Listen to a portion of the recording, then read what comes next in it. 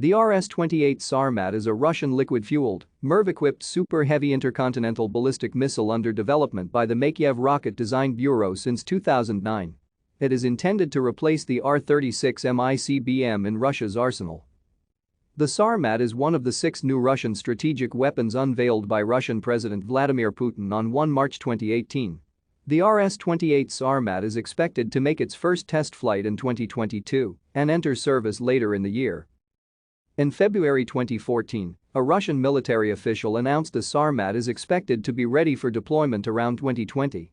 In May the same year, another official source suggested that the program was being accelerated and that it would, in his opinion, constitute up to 100% of Russia's fixed land-based nuclear arsenal by 2021.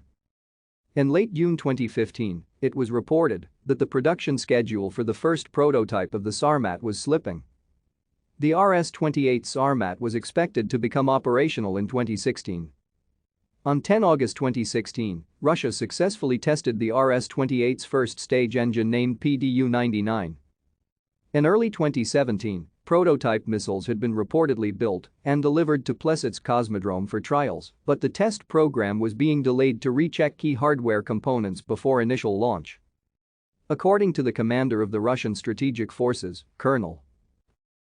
Thank you for watching. Like and subscribe if you would like to view more of our videos. Have a nice day.